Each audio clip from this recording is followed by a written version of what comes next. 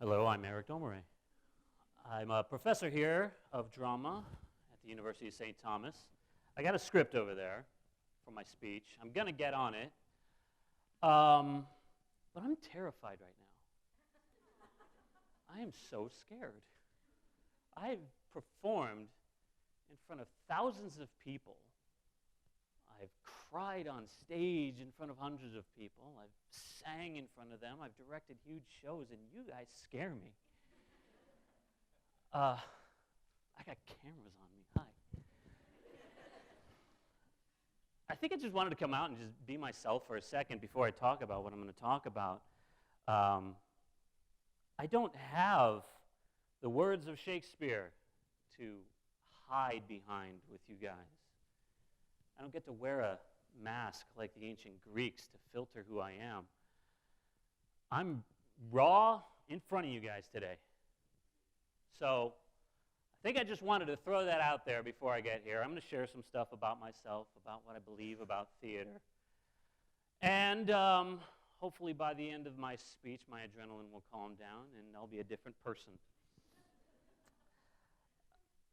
I always tell my students, I hate putting a sofa on stage in shows because my students and my actors will inevitably go behind the sofa and protect themselves from the audience. And that's what I do. I go straight to the podium here and protect myself from you guys. But I was very excited about being asked to do this talk. Dr. Bornesia, she called me up and I was in my office. I usually don't answer my phone in my office, but I answered. And she told me that we were doing this here. I'm like, oh, wow, great. What's TEDx? What it was. And now over the last few weeks, I think what's making me so nervous is that every time I told somebody about it, it's like, wow, you're doing a TEDx talk? That's so amazing. I'm like, I thought it was just a little talk. But here I am. Then she told me the topic, diversity in progress. I mean, these are great things, diversity in progress.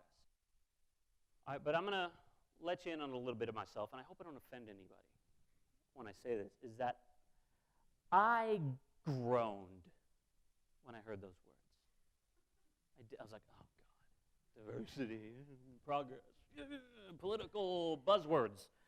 You know, the things that came to my head were like hippies driving their Prius and Barack Obama riding a unicorn and you know, MSNBC burning effigies of Rush Limbaugh and stuff like that. That's the stuff that came to my head. Now, before you get the wrong idea of me, I drive a Prius.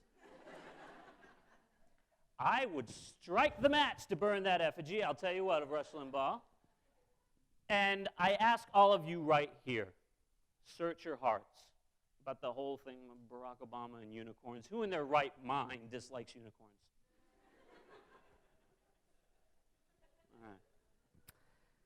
So I presented myself as this stereotypical paradox. Let me get in my talk. You know, entire classes, entire books are written on these issues of diversity and progress, and so how can I fit this into a short talk? Probably wasting my time here. Here we go. But short talk, okay, what do I choose? Diversity and progress? No, I'm going to choose progress. I don't know why. I just searched my heart. I'm like, that's where my heart is taking me right here. So I have to ask, what is progress? Some people fear that word, as perhaps I do, because there's a lot of empty rhetoric behind it. You know, but so much of our confusion and anger about things comes from lack of clear understanding of just language. So, if you ever get into these discussions, please ask anyone what they mean by progress when they use that word. If they don't have an answer, do two things. Either clarify it or walk away. Make sure you know what you're talking about when you talk about progress. So let me give you my definition of progress. Progress is a movement towards a goal. Okay? In other words, what's your end game? And I'm a theater professor, so I'm here to talk about theater. What's the end game of theater? Now, we're in Texas. We here in Texas, my wife is a native of Texas, we like to talk about everything else first and then get to our point, don't we? As you could probably see, I'm doing a little bit of that now. But I got a little Chicago blood in me. So let me get right to the point. The whole point of theater's existence is to hold a mirror up to nature. Okay? Without that understanding, there can be no progress in the performing arts. I'll be as bold as that to say that. Now, the rule for anyone giving speeches is if you quote Shakespeare, no matter how out of context it is, you'll sound intelligent and be validated. But I'm a theater professor, so I'm always in context when I quote Shakespeare. I want to quote something from Hamlet when Hamlet is talking to a group of actors. He takes this moment talking to these actors and to reflect on the nature of theater. He says, "Suit the action to the word to the action with this special observance, that you o'erstep not the modesty of nature.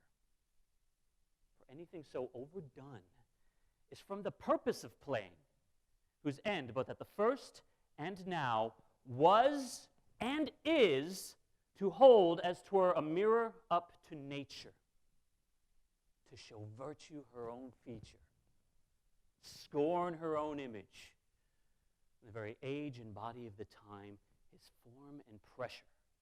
Now, this overdone, or come tardy off, though it make the unskillful laugh, cannot but make the judicious grieve."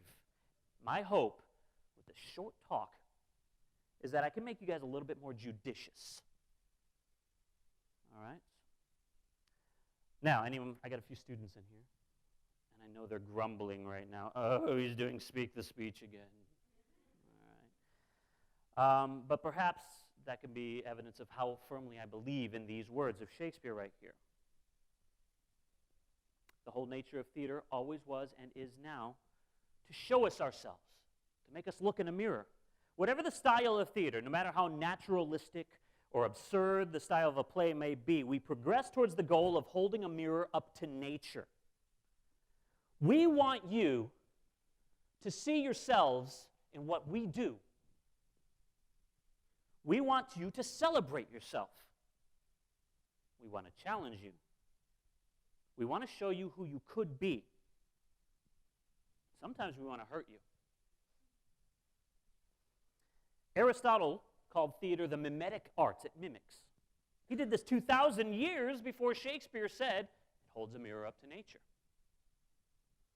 Konstantin Stanislavski, 20th century father of contemporary methods of acting, said that every actor has to use something called the magic if. They have to ask themselves when they get a character in a script, if I was this character, what would I do? If I was in this situation, how would I react? Even in technical design, they're looking to recreate nature.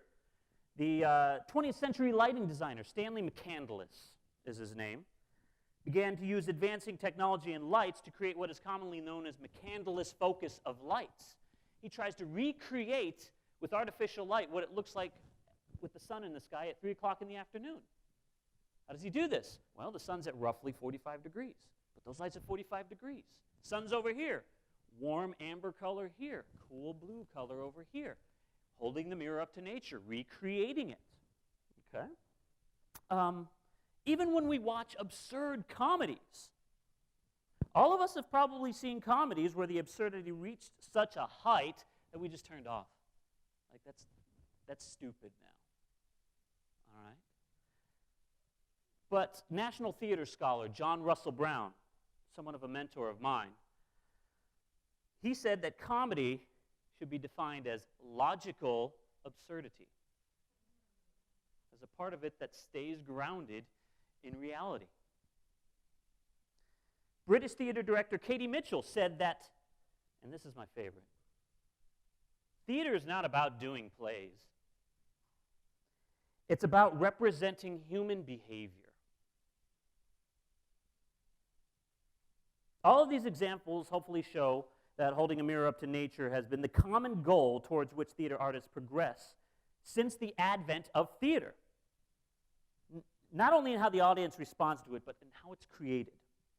Now, all this being said, there's absolutely no denying that theater is changing.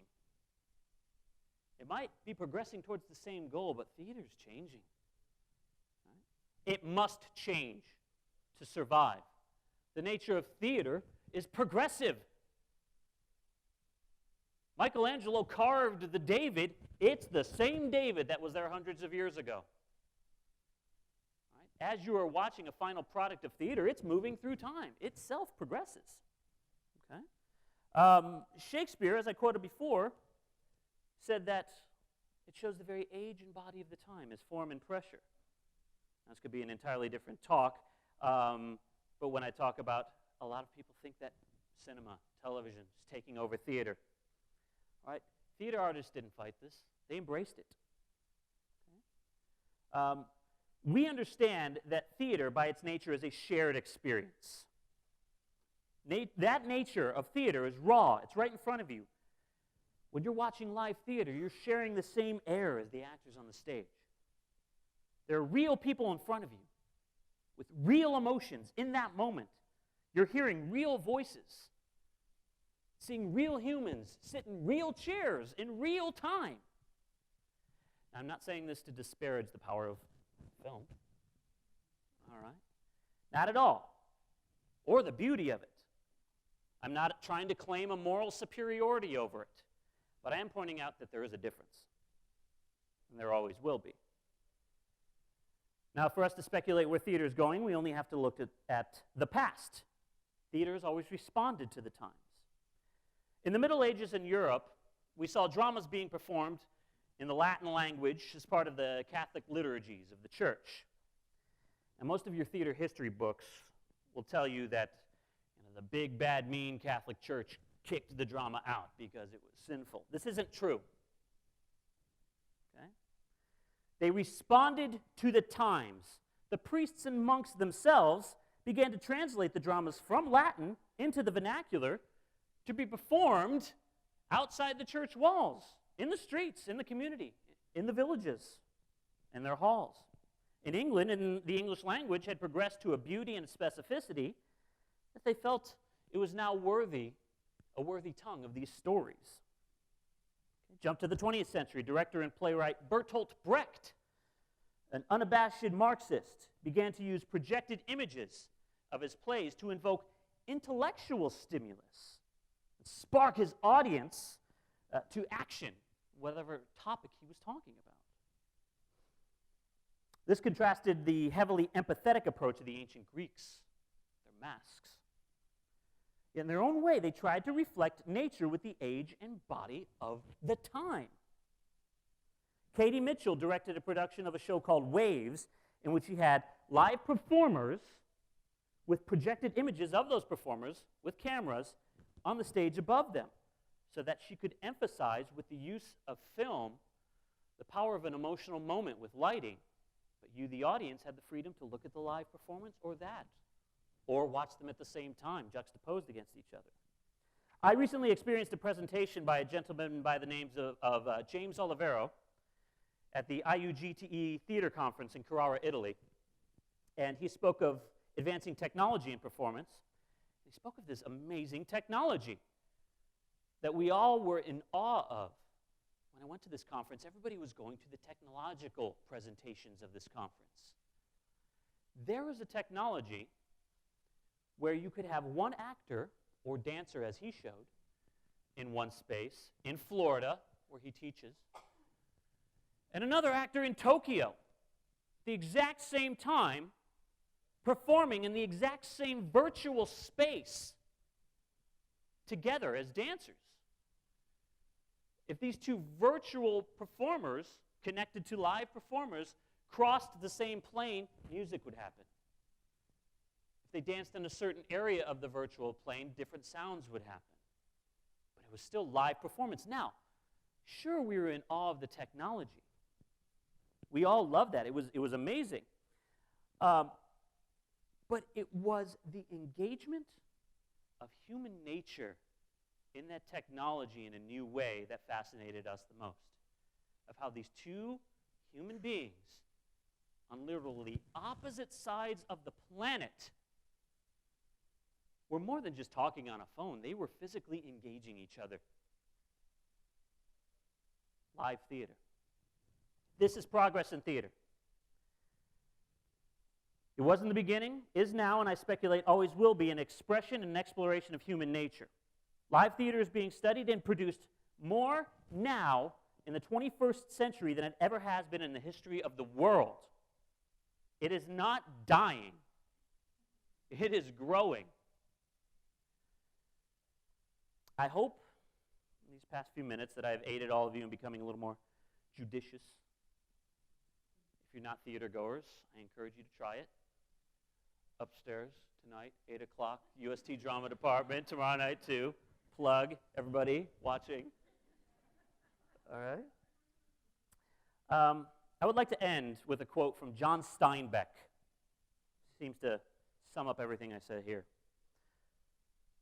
Theater is the only institution in the world that has been dying for 4,000 years and has never succumbed. It requires tough and devoted people to keep it alive. Or Shakespeare says, judicious people. We theater artists will always be here, hopefully to help everyone make the journey towards what it is to be these wonderful creatures called human beings. Thank you.